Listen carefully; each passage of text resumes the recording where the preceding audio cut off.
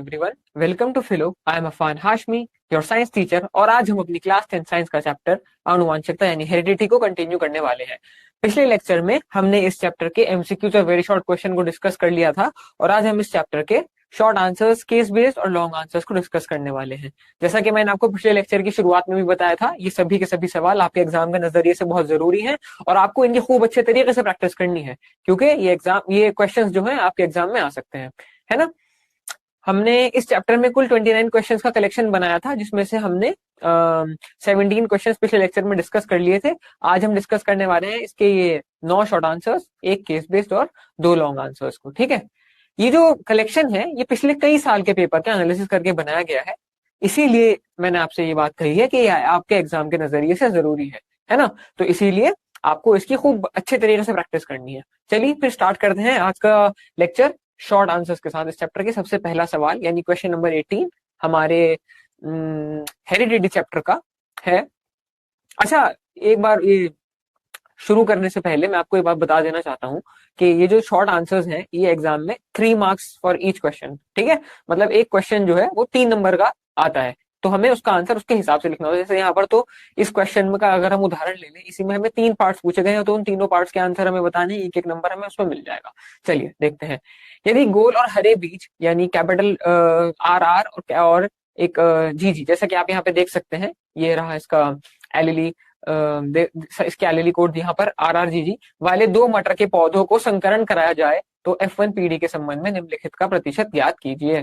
ठीक है, हमसे क्या पूछा जा रहा है कि यदि गोल और हरे बीज वाले 2 मटर के पौधों को हमने क्रॉस कराया तो उनकी F1 पीढ़ी के संबंध में हमें कुछ क्वेश्चंस का आंसर करना है। ठीक है, गोल और पीले दोनों बीज के लक्षणों वाले युग्मक कितने होंगे, ये पूछा है। माता पिता के समान संतान का जीनोटाइप होना, ये कितने कितने परसेंट ऐसे होंगे जिनका जो जीनोटाइप है वो माता पिता के समान होगा। माता पिता के समान संतान का फेनोटाइप होना, और कितने ऐसे युग्मक वो सॉरी कितनी ऐसी संतान होंगी जिनका जो फेनोटाइप है वो माता पिता के समान होगा। तो बच्चों, गोल और पीले दोनों बीज के लक्षण यानी ये पार्ट वाले युग्मक तो होंगे हमारे 50%, है ना, 50%। और माता पिता के समान संतान का जो जीनोटाइप जिनका होगा वो होंगी 50, वो भी उसका भी आंसर 50% होगा। और माता के पिता के समान संतान का फेनोटाइप होना यानी गोल और हरा वो होगा हमारा 75%। ठीक है, तो ये हो गया प्रश्न नंबर 18 का आंसर। अब हम चलते हैं प्रश्न नंबर 19 की तरफ। प्रश्न नंबर 19 हमारा है, एक आनुवांशिक प्रयोग में शुद्ध गोल हरे बीज, शुद्ध गोल हरे बीज है ना, यानी प्योर राउंड ग्रीन सीड्स वाले पौधे को झुर्रीदार पीले bees are R Y Y, ये इसका एलईडी कोड वाले पौधों के साथ संकरण कराया गया है, यानी क्रॉस कराया गया है। किसका? शुद्ध गोल हरे बीज वाले का एक झुर्रीदार पीले बीज वाले पौधे के साथ हमने उसका क्रॉस कराया है। तो पहला सवाल पूछा है, F1 के स्वपरागकण से बनने वाले युग्मकों को दर्शाइए। F1 के स्वपरागकण मतलब यानी सेल्फ पॉलिनेशन से बनने वाले युग्मकों को दर्शाना है। फिर उसके बाद कुल 144 बीज उत्पन्न हुए जो पौधों के रूप में विकसित हुए, इन 144 पौधों में इन लक्षणों का स्वतंत्र रूप से वंशागत होने का अनुपात दर्शाइए। ठीक है, तो बच्चों F1 जनरेशन का जब सेल्फ पॉलिनेशन होगा तो उसमें जो युग्मक हमको मिलेंगे वो होंगे capital R capital Y, capital R small R capital Y और स्मॉल आर। ठीक है ना, ये हमको इसके युग्मक मिल जाएंगे यहाँ पर। और बी पार्ट में क्या पूछा था कि उसका 144 बीज उत्पन्न हुए हैं जो पौधों के रूप में विकसित हुए, इन 144 पौधों में इन लक्षणों का स्वतंत्र रूप से वंशागत होने का अनुपात दर्शाइए। तो इन लक्षणों का स्वतंत्र रूप से वंशागत अनुपात इस प्रकार है।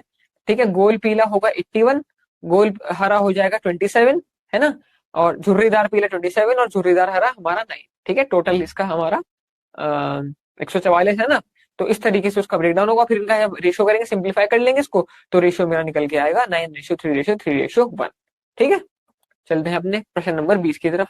प्रश्न नंबर 20 है, एक शुद्ध मटर का पौधा जिसके बीज गोल यानी कैपिटल आर और पीले यानी कैपिटल वाई है को एक अन्य शुद्ध मटर के पौधे से संकरण कराया गया जिसके बीज झुर्रीदार कैपिटल आर और हरे यानी स्मॉल वाई है।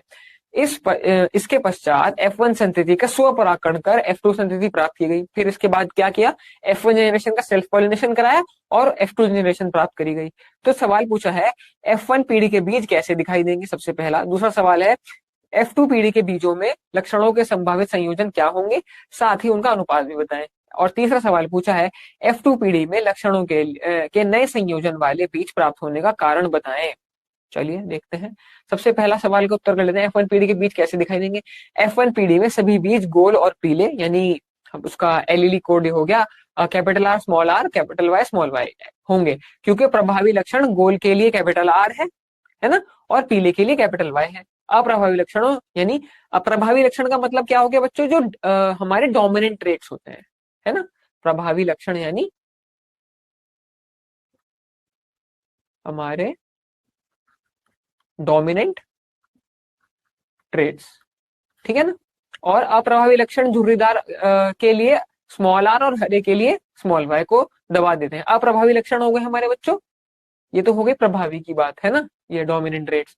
और ये जो अप्रभावी लक्षण होते हैं हमारे, इसको मैं एरो बना के लिख देता हूँ, ये होते हैं हमारे रिसेसिव ट्रेट्स, ठीक है। तो इन्होंने यही बताया यहाँ पर कि जो डोमिनेंट ट्रेट्स हैं वो रिसेसिव ट्रेट्स को दबा देते हैं, ठीक है ना। इसलिए F1 पीढ़ी में सभी बीज गोल और पीले दिखाई देंगे होंगे, है ना। चलिए F2 पीढ़ी की बात करते हैं। F2 पीढ़ी में लक्षणों के संभावित संयोजन और उनका अनुपात।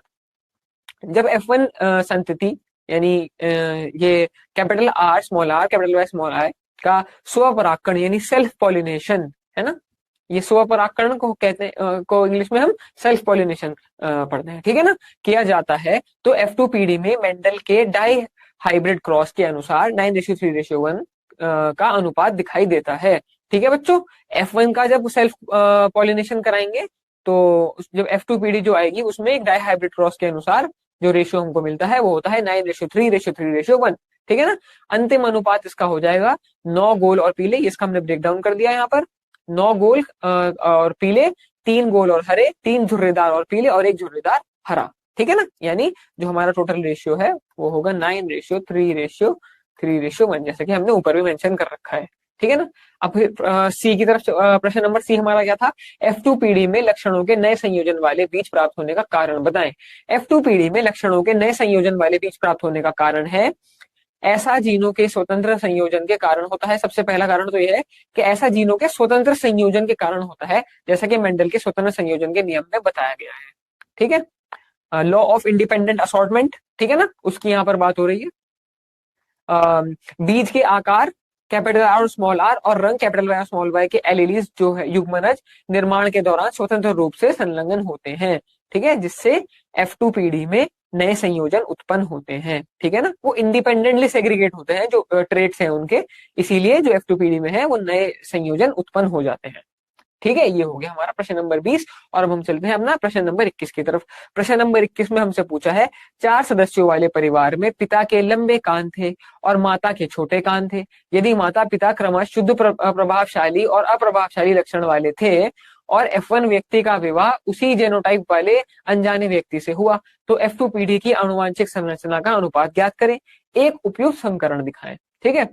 यदि पिता के छोटे कान थे और माता के लंबे कान और दोनों माता पिता उस जीन जोड़ी के लिए समजात थे, तो बताएं कि यदि F1 व्यक्ति का विवाह उसी जीनोटाइप वाले अनजान व्यक्ति के साथ होता है तो F2 पीढ़ी की आनुवांशिक संरचना के अनुपात पर इसका क्या प्रभाव पड़ेगा, ठीक है बच्चों।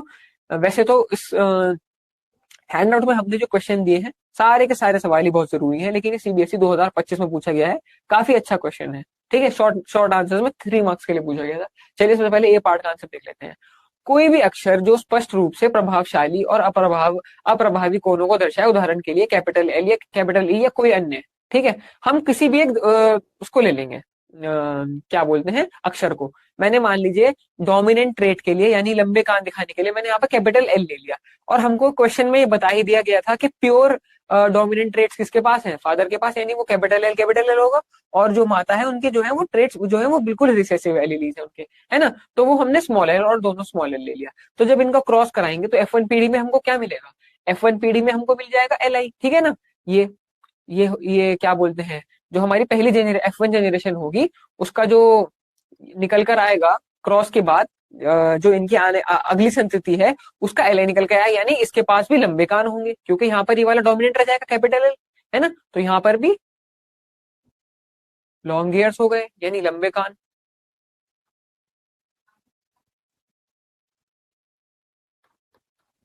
है ना। जब होगा फिर जब हम क्या होगा, जब F1 पीढ़ी का सेल्फ पॉलिनेशन हम करवाएंगे, है ना, तो सेल्फ क्रॉस समझ लीजिए इस तरीके से, क्योंकि क्वेश्चन में क्या कहा गया है है ना। क्वेश्चन में तो क्या गया, ये कहा गया है कि पिता लक्षण वाले थे, F1 व्यक्ति का विवाह उसी जीनोटाइप वाले अनजाने व्यक्ति से हो गया, है ना। मतलब F1 वाला जो जेनरेशन का जो इनकी जो संतति थी, यहाँ पर सेल्फ पॉलिनेशन वर्ड ना यूज करके हम एक बात दूसरा जो क्वेश्चन में दिया गया है सेल्फ पॉलिनेशन, यहाँ पर गलत हो जाएगा, है ना। पर एक तरीके से हो तो रहा है सेल्फ पॉलिनेशन, क्योंकि सेल्फ पॉलिनेशन क्या होता है भाई, एक जैसी जो उनकी हमारी जो यहाँ पर जैसे हमने यहाँ पर ये प्योर लॉन्ग ईयर्स वाले थे ना, कैपिटल एल, है ना। मतलब जो उनके ट्रेड्स थे यहाँ पर LI वाला जो ट्रेट वाला जो उनकी वो थी संतति, उसका जो विवाह है वो बिल्कुल अपने जैसी ट्रेड्स वाले किसी व्यक्ति के साथ हो जाता है। यानी कैपिटल L स्मॉल एल और कैपिटल L स्मॉल एल जब इनका क्रॉस होगा तो हमको यहाँ पर एक पेयर तो मिल जाएगा दोनों कैपिटल का। यानी ये पहले वाला जो यहाँ पर जब F1 और F1 का क्रॉस होगा, दो लोग हैं यहाँ पर, मैं यहाँ पर लिख ही देता हूँ, ये दो अलग अलग लोगों का क्रॉस हो रहा है जिनकी जो लक्षण है वो बिल्कुल सेम है ना। जैसा कि क्वेश्चन में भी ये बताया गया है, यहाँ पर आप देख सकते हैं कि F1 व्यक्ति का विवाह उसी जेनोटाइप वाले अनजान व्यक्ति से हुआ। यानी F1 वाले का जो विवाह है वो उसी यानी F1 वाले ही जेनोटाइप वाले बंदे के साथ हुआ। तो जब F1 जेनोटाइप का बंदे का क्रॉस होगा दूसरे F1 वाले जेनोटाइप के साथ, तो हमको यहाँ पर कुछ इस तरीके से जेनोटाइप मिलेगा उनकी संतति का। F2 जनरेशन का जो जेनोटाइप होगा वो कुछ इस तरीके से होगा कि एक तो होगा कैपिटल एल वाला जेनोटाइप, दूसरा और दो मिलेंगे हमें कैपिटल एल और स्मॉल एल वाले जेनोटाइप, और एक मिलेगा हमें प्योरली छोटे छोटे कान यानी प्योरली शॉर्ट एयर वाला जेनोटाइप यानी स्मॉल एल। तो इस तरीके से उनका क्रॉस हम यहाँ पर दिखा देंगे जो हमें क्वेश्चन में कहा गया था। अब बी पार्ट की बात कर लें तो बी पार्ट में पूछा गया था, यदि पिता के छोटे कान थे और माता के लंबे कान और दोनों माता पिता उस जीन जोड़ी के लिए समजात थे, तो बताएं कि यदि F1 व्यक्ति का विवाह उसी जीनोटाइप वाले अनजान व्यक्ति से होता है तो F2 पीढ़ी की अनुवांशिक संरचना के अनुपात पर इसका क्या प्रभाव पड़ेगा। अनुपात में कोई बदलाव नहीं होगा बच्चों, क्योंकि F2 पीढ़ी का अनुपात अभी भी 1, ये जैसे कि हमने जो रेशियो निकाला 1:2:1, ठीक है, यही रहेगा, क्योंकि ये संकरण अभी भी एक शुद्ध प्रभावशाली और अप्रभाव एलील जीन लक्षण चरित्र के बीच हो रहा है, जैसे कि ऊपर दिए गए संकरण में दिखाया गया है, इसीलिए उसके ऊपर कोई भी प्रभाव नहीं पड़ेगा।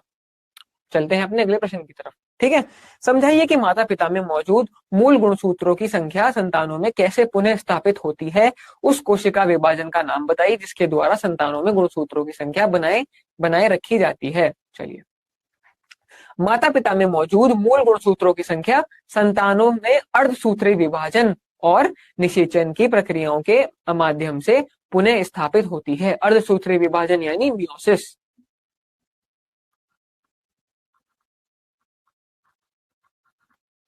ठीक है बच्चों, और निषेचन की प्रक्रियाओं यानी फर्टिलाइजेशन की प्रक्रियाओं के माध्यम से पुनः स्थापित होती है। अर्धसूत्री विभाजन एक प्रकार का कोशिका विभाजन है जो गुणसूत्रों की संख्या को आधा कर देता है। मतलब जो ये मियोसिस है ये एक तरीके का सेल डिवीजन है जो क्रोमोसोम्स की जो नंबर है उसको हाफ कर देता है, जिससे ऐसे युग्माणु यानी शुक्राणु और अंडाणु बनते हैं जिनमें केवल एक सेट गुणसूत्र हैप्लॉइड होते हैं, है ना। निषेचन के दौरान पिता के आए हुए एक हैप्लॉइड अगुणित शुक्राणु कोशिका और मां से आए एक हैप्लॉइड अगुणित अंडाणु का कोशिका मिलकर युग्मनज बनाते हैं जो मूल डिप्लॉइड यानी द्विगुणित गुणसूत्र संख्या को पुनर्स्थापित करता है। ठीक है बच्चों, समझ में आया कैसे होता है। फर्टिलाइजेशन के दौरान जो है उनका जो नंबर है क्रोमोसोम्स का वो वापस से स्टेबल यानी वापस से पुनर्स्थापित हो जाता है ना। क्योंकि जब मियोसिस से क्रोमोसोम्स हाफ कर देगा ना वो, तो शुक्राणु यानी स्पर्म से जो मिलेंगे उसको स्पर्म सेल से जो क्रोमोसोम मिलेंगे, और अंडाणु है ना जो फीमेल से उसको क्या बोलते हैं क्रोमोसोम्स मिलेंगे, वो दोनों मिलकर क्या करेंगे क्रोमोसोम के नंबर को पुनर्स्थापित कर देंगे। ठीक है ना। अब हम इसके स्टेप वाइज देख लेते हैं। सबसे पहला स्टेप क्या है, यौन प्रजनन करने वाले जीवों में युग्माणुओं के निर्माण के दौरान अर्धसूत्री विभाजन नामक प्रक्रिया के गुणसूत्रों की संख्या आधी हो जाती है, मियोसिस से आधी हो जाती है ना। फिर स्टेप 2 हमारा हो गया, अर्धसूत्री विभाजन से हैप्लॉइड अगुणित कोशिकाएं बनती हैं, अर्थात प्रत्येक युग्माणु में केवल एक सेट गुणसूत्र होते हैं। स्टेप 3 हमारा हो गया, निषेचन के दौरान पिता का हैप्लॉइड अगुणित शुक्राणु कोशिका मां के हैप्लॉइड अगुणित अंडाणु कोशिका के साथ मिलता है। चरण 4 यानी स्टेप 4 हमारा हो गया, इन दोनों अर्धसूत्री विभाजन कोशिकाओं के मिलन से डिप्लॉइड यानी द्विगुणित युग्मनज बनता है जो संतानों में मूल गुणसूत्र संख्या को पुनर्स्थापित करता है ना। और हमारा जो फाइनल स्टेप हो गया वो हो गया कि गुणसूत्र संख्या को संतानों के बनाए रखने वाला कोशिका विभाजन अर्धसूत्री विभाजन कहलाता है, यानी मियोसिस कहलाता है। चलिए अगले प्रश्न की तरफ चलते हैं। अगला प्रश्न हमारा है सफेद फूलों वाले मटर के पौधे, यानी इसका जो यहाँ पर हमको एलईडी कोड दिया गया है वो है स्मॉल वी और बैंगनी फूलों वाले मटर के पौधे कैपिटल वी के भी संकरण से यानी क्रॉस से F2 संतति प्राप्त हुई। F2 पीढ़ी में बैंगनी और सफेद फूलों का अनुपात क्या होगा? जब कैपिटल वी का संकरण स्मॉल वी है ना के साथ होता है तो F1 की सभी संतानों यानी ये बनेंगी हमारी कैपिटल वी स्मॉल वी, सारी की सारी बैंगनी होंगी क्योंकि कैपिटल वी एक डोमिनेंट ट्रेट है तो वो रेसेसिव ट्रेट को दबा देगा, सब की सब बैंगनी रंग की होंगी। जब इनका संकरण होगा फिर से, है ना, जब वी का संकरण फिर से वी के साथ होता है यानी एक स्मॉल वी, एक रेसेसिव एलीली है और एक डोमिनेंट एलीली है, इसका होगा तो F2 में हमको क्या क्या मिलेंगे, उसके जो उसकी जो संतति होगी वो क्या कैसी दिखेगी, capital V small V capital V और एक स्मॉल वी संयोजन होंगे, जिनमें से केवल एक संयोजन स्मॉल वी है जो सफेद फूल होंगे और बाकी सभी बैंगनी रंग में होंगे। अतः अनुपात होगा 3:1, यानी 3 हमें पेयर तो मिलेंगे बैंगनी फूलों वाले और एक पेयर हमको मिलेगा सफेद फूलों वाला। प्रश्न नंबर 24 की तरफ चलते हैं। प्रश्न नंबर 24 हमारा है मटर के पौधों को के प्रयोग में एक शुद्ध लंबा पौधा कैपिटल टी को एक शुद्ध छोटा पौधा स्मॉल टी के साथ संकरण कराया जाता है। F2 पीढ़ी में शुद्ध लंबा पौधा और शुद्ध छोटा पौधा का अनुपात क्या होगा? F2 में शुद्ध लंबे पौधों और छोटे पौधों का अनुपात 1:1 होगा। चलिए देखते हैं किस तरीके से। जब एक शुद्ध पौधा लंबा है ना शुद्ध छोटे पौधे के साथ संकरण करता है तो F1 पीढ़ी की संतान संकर यानी कुछ इस तरीके से आएगा, उसका जो जीनोटाइप होगा वो कुछ इस तरीके का होगा, कैपिटल टी और स्मॉल टी। यहाँ पर डोमिनेंट रेट क्या है?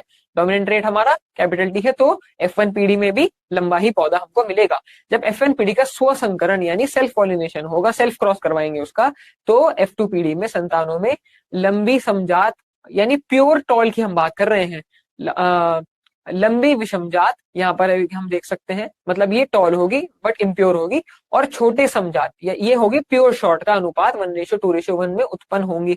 अब हमसे रेशियो किसका पूछा है? रेशियो हमसे पूछा था क्वेश्चन में प्योर टॉल और प्योर शॉर्ट का F2 में। चलिए देखते हैं। एक जोड़ी विपरीत लक्षणों के बीच इस प्रकार का संकरण मोनोहाइब्रिड क्रॉस कहलाता है। लंबे और छोटे पौधे 3:1 के अनुपात में होते हैं तथा 75% लंबे पौधे और 25% छोटे पौधे। लेकिन दिए गए प्रश्न में F2 में शुद्ध लंबे पौधे और शुद्ध छोटे पौधे का अनुपात 1:1 होगा, क्योंकि आप देख सकते हैं कि F2 पीढ़ी का जो हमको रेशियो निकल कर आया वो 1:2:1 आया निकल कर, है ना। जब इसका हम ब्रेक डाउन करेंगे तो प्योर टॉल का कितना होगा? 1 होगा और प्योर शॉर्ट कितना होगा? यहाँ से भी 1 होगा, ठीक है। और हमसे यही पूछा गया था कि इनका रेशियो कितना होगा, तो 1:1 हमारा रेशियो निकल कर आ गया है, यही हमारा उत्तर है। चलते हैं प्रश्न नंबर 25 की तरफ। प्रश्न नंबर 25 कह रहा है निम्नलिखित के लिए कारण बताइए। सबसे पहला है प्रजनन के दौरान विभिन्न प्रोटीन के वंशानुक्रम से शरीर के डिजाइन में परिवर्तन क्यों होता है। बी पार्ट है यौन प्रजनन करने वाले जीवों के माता पिता और संतान के समान संख्या में गुणसूत्र क्यों होते हैं। चलिए प्रजनन के पहले पार्ट का देख लेते हैं। प्रजनन के दौरान विभिन्न प्रोटीन के वंशानुक्रम से शरीर का डिजाइन में परिवर्तन होता है। प्रजनन का मूल स्तर शरीर के डिजाइन की ब्लूप्रिंट की नकल बनाना होता है। कोशिका के केंद्रक में मौजूद डीएनए प्रोटीन बनाने की सूचना का स्रोत होता है। यदि इस सूचना में बदलाव होता है तो विभिन्न प्रोटीन बनेंगे। विभिन्न प्रोटीन अंततः शरीर के डिजाइन में परिवर्तन लाएंगे, ठीक है।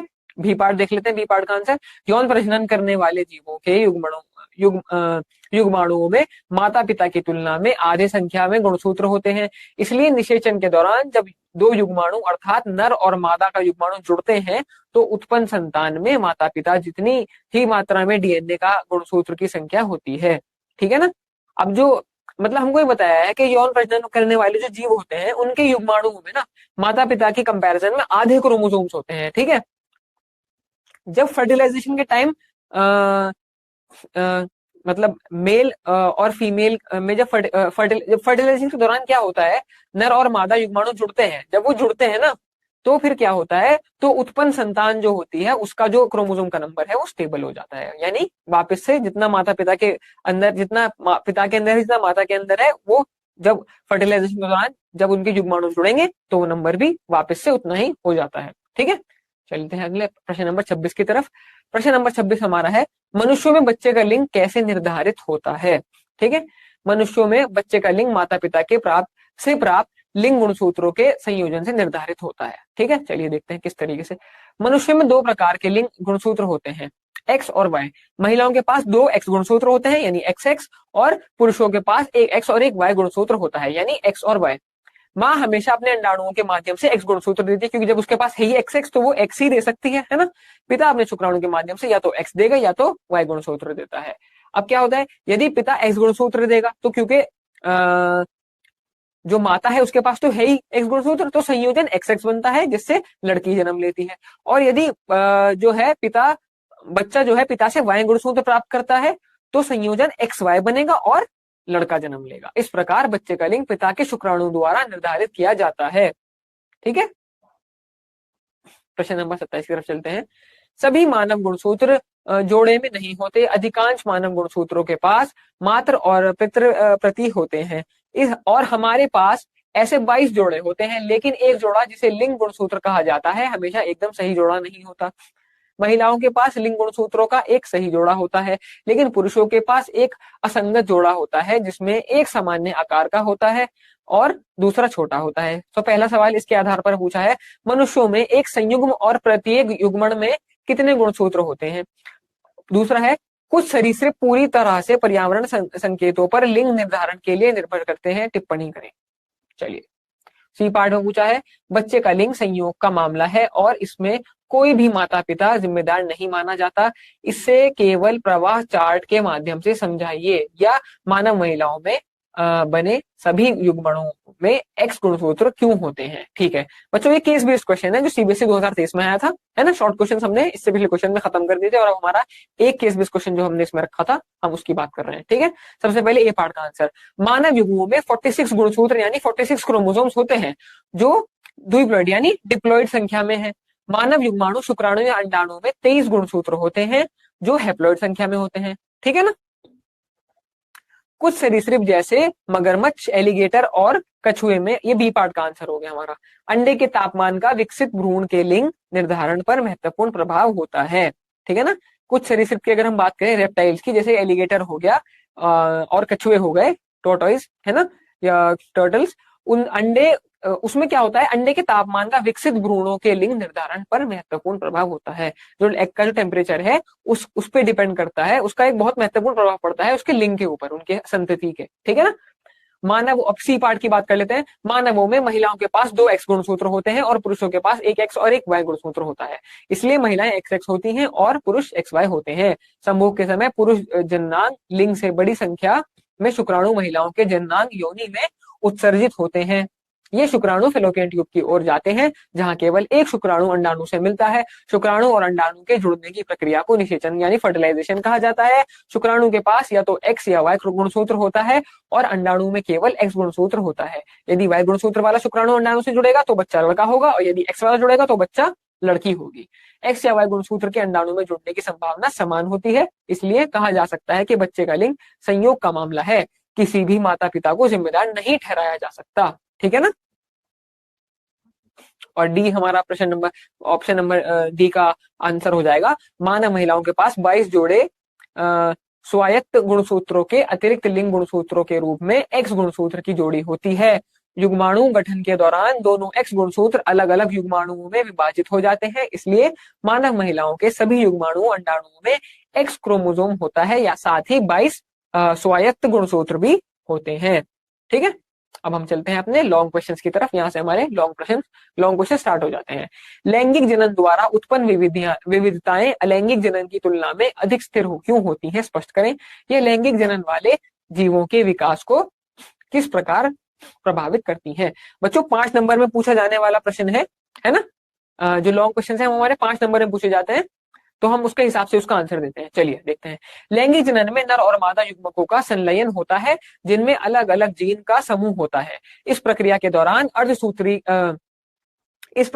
क्या क्या होता है, सबसे पहला पॉइंट हो गया हमारा, अर्धसूत्री के दौरान क्रॉसिंग ओवर के कारण अनुवांशिक पुनः संयोजन होता है। ठीक है, पुनर्संयोजन हो जाता है। फिर हमारी गुणसूत्रों का स्वतंत्र पृथक्करण नए जीन संयोजनों का निर्माण करता है, ये सेकंड पॉइंट हो गया। और इन सबके परिणाम स्वरूप संतानों में प्राकृतिक और वंशानुगत विविधताएं उत्पन्न होती हैं। विविधताओं का स्थिरता की बात कर लेते हैं। लैंगिक जनन के दौरान यानी सेक्सुअल रिप्रोडक्शन के दौरान उत्पन्न विविधताएं अधिक स्थिर और विविध होती हैं, जबकि अलैंगिक जनन असेक्सुअल रिप्रोडक्शन में संतान लगभग माता पिता की हूबहू प्रतिलिपि क्लोन होती है। अलैंगिक जनन में केवल उत्परिवर्तन के माध्यम से सीमित विविधताएं आती हैं। विकास पर प्रभाव देख लेते हैं, विकास पर क्या प्रभाव पड़ता है। लैंगिक जनन में उत्पन्न स्थायी और लाभकारी विविधताएं जीवों को बदलते पर्यावरण के कई पीढ़ियों तक जीवित रहने की संभावनाएं बढ़ाती है।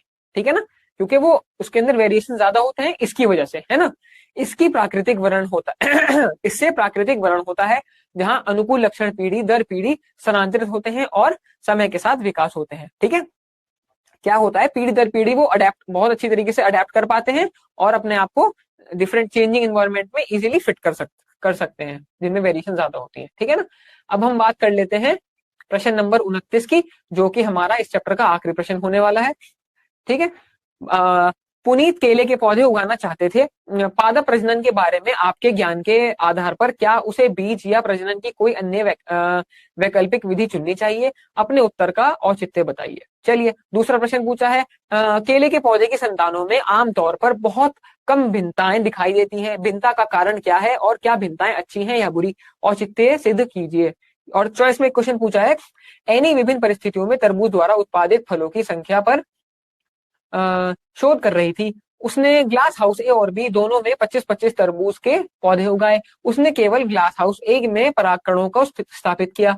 और पहली बात लिखी है, दोनों कांच के घरों में उत्पादित फलों की संख्या में वह क्या अंतर देखेगी? कारण सहित बताइए। निषेचन में पुष्प में होने वाले 3 परिवर्तनों की सूची बनाइए। चलिए ठीक है, अब इसका हम उत्तर देख लेते हैं। उत्तर क्या है? उत्तर इसका हो जाएगा, पुनीत के बीज पुनीत को पहले पुनीत वाले सवाल की बात कर लेंगे, है ना। पुनीत को बीज नहीं चुनने चाहिए क्योंकि केले के पौधे बीज पैदा करने की क्षमता खो चुके हैं। उसे केले का वानस्पतिक प्रवर्धन यानी तना काट कर करना चाहिए। ठीक है, और उसका सेकंड पार्ट हो जाएगा, डीएनए प्रतिलिपिकरण में त्रुटियां और विविधताएं विविधता का कारण बनती हैं। विविधता अच्छी है क्योंकि यह कुछ प्रकारों के जीवित रहने के माध्यम से प्रतिकूल परिस्थितियों में जनसंख्या को संभालने में मदद कर सकती है। यह बुरी है क्योंकि माता पिता के वांछनीय गुण नष्ट हो जाते हैं और कभी कभी प्रकार नई परिस्थितियों में जीवित नहीं रह पाते, और ये भी हो जाता है कि प्रकार कोशिकीय तंत्र का कुशलता पूर्वक उपयोग नहीं कर पाते। ठीक है, अब बात करें हम, तरबूज में एक लिंगी फूल होते हैं, बी पार्ट की, है ना। नर और मादा फूल अलग अलग होते हैं। परागकणों की उपस्थिति फूलों, ये हम एनी वाले सवाल पे आ गए, है ना। परागकणों की उपस्थिति फूलों के बीच परागकण को सुगम बनाती है, जिससे निषेचन की संभावना और फूलों की संख्या में वृद्धि होती है ना। मतलब फर्टिलाइजेशन की संभावना है और जो फलों की जो संख्या है, नंबर ऑफ फ्रूट्स है, उसके अंदर हमें इंक्रीमेंट देखता हुआ नजर आएगा। परागकणों के बिना एक लिंगी फूल में वर्तिकराग पर पराग के गिरने की संभावना कम हो जाती है, खासकर यदि वे एक दूसरे से बहुत दूर हों, तो उत्पादित फलों की संख्या कम होगी। ठीक है, देखे गए 3 परिवर्तन इस प्रकार हैं। बीजांड एक कठोर आवरण विकसित करता है और बीज बन जाता है। अंडाशय बढ़ता है और फल बनने के लिए पकता है, और पंखुड़ियां बाह्यदल, पुंकेसर, वर्तिका और वर्तिकराग सिकुड़कर गिर सकते हैं। ये उसकी बदलती हुई चेंजेस हो गए। ठीक है बच्चों, तो इस चैप्टर में हमारा इतना ही था। हेरिडिटी में हमने सारे के सारे क्वेश्चन डिस्कस कर लिए हैं। आपको क्या करना है, इसका खूब अच्छे तरीके से रिवीजन करना है, और हम आपको मिलेंगे अगली क्लास में एक नए चैप्टर के इंपॉर्टेंट क्वेश्चन के साथ। तब तक के लिए थैंक यू।